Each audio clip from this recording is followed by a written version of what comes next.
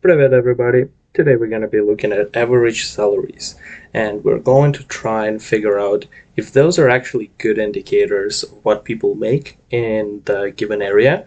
And I have taken Krasnoyarsk, my hometown from Siberia in Russia, to actually take a look at the average salaries, median salaries, and try to see which one would explain what people actually make in the region better. And to do that, I found this absolute brilliant news website with rather recent article about the average salary in Krasnoyarsk and the poll that they have here. And if we take the poll, at the time I recorded video, it was a little bit less, but we get 1,500 respondents, more than that.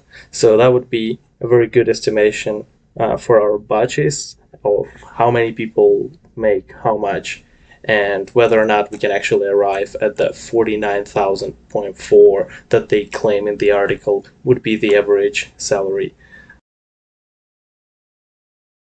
So there were a couple of things that are really useful for us to take from that news article survey. First of all is the total number of people, the batches of people's salaries, and then the percentages of people who clicked on each of the salary batches, which, if we multiply by the total number of respondents, should give us roughly the amount of people who make in any particular range. And then I had to round it because, you can't really have decimal people. And because they did not round this properly to sum up to 100%, and I had to do some rounding here, we didn't get exactly the number of respondents, and we got 99% total. But that's okay for now.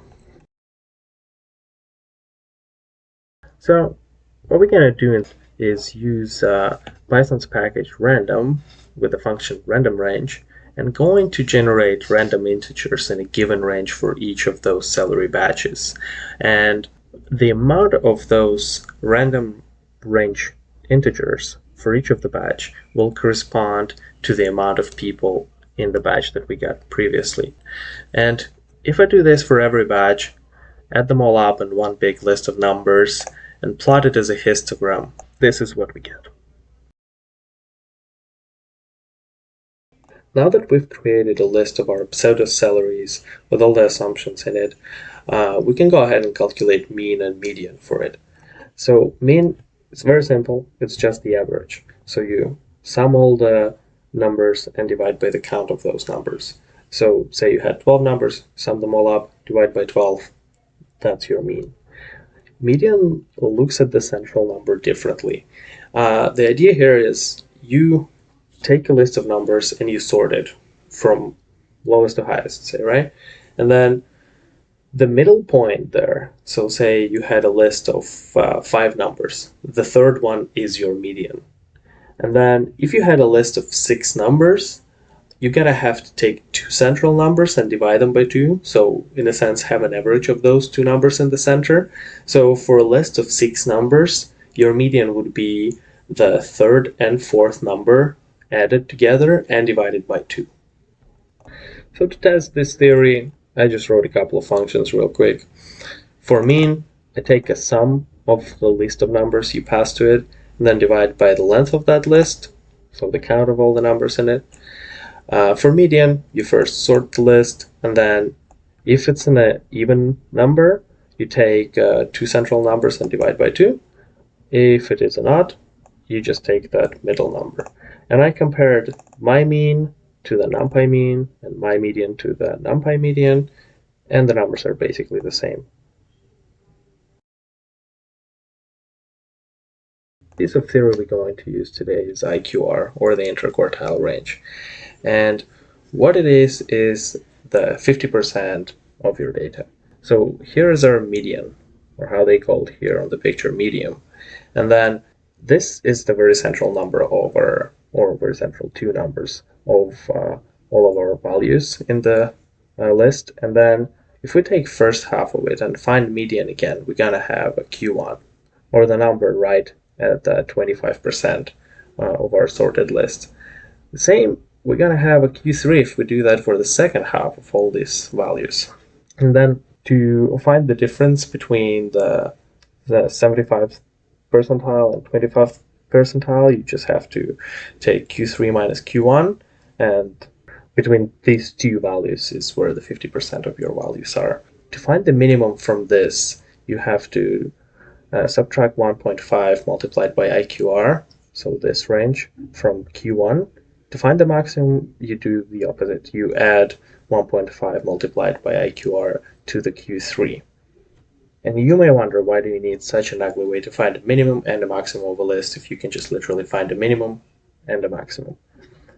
That is to eliminate outliers, or in other words, the extremely low or extremely high numbers. So because this is not all said and done and does not relate to actual values like here, this will constitute either the actual minimum or the minimum value after which there is a cutoff. And same for the maximum. And we're going to have, in our list of numbers, we're going to have outliers on this side. So it will show us the number that is the last number that is not an outlier, and after that, all of the values above it are the outliers.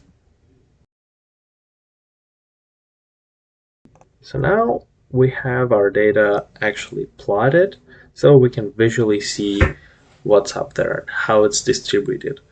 So on the left-hand side, we have a histogram similar to the one above, except now I have 25 pins in this one, so it's a little bit less granular. And then here at the top, I have mean of almost 45,000 and a median of actually below 31,000. And then plot to the right is the Box and Whiskers plot. So as you can tell, it's very similar looking to this because that's what it really shows us. So 50% of our data is between this corresponding values here on this graph. The orange line is the median, so it's the very central number, or our 30,000 something. And then this is the average, or a mean, which is our 45,000. So right here below 50,000 on this graph. And these are minimum and maximum. And minimum is just 7,000. Maximum, though, is 90,000. So as I said, here's all the outliers. And this is the whisker that shows just the maximum found like this. So we really, as you can tell from histogram, we do have people that make 100,000 and more. But if we were to cut those out, we will have a very different average because all of these numbers are pulling the average up, and that's why they're so significantly different. So like if we just look at this right now, median would probably be a better general number to see how much people actually make there in Krasnoyarsk.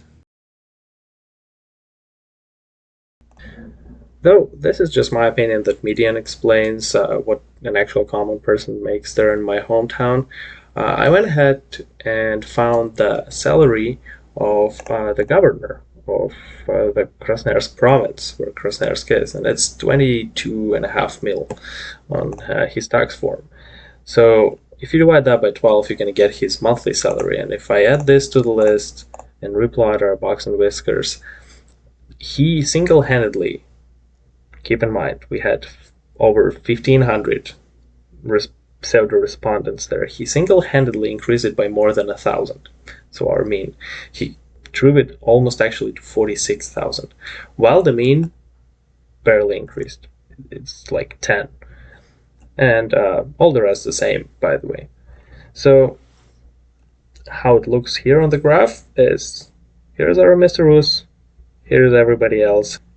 In fact, Python decided that it needs to use scientific notations to describe Mr. Rus's salary.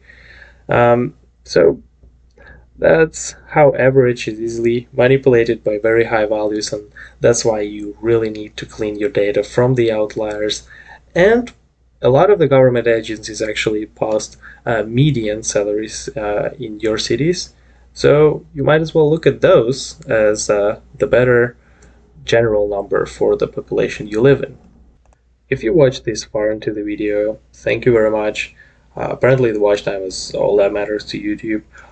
If you do leave a like or comment on what you want to see in next videos or any of your suggestions, it's much appreciated. Again, thanks a lot, and have a nice day.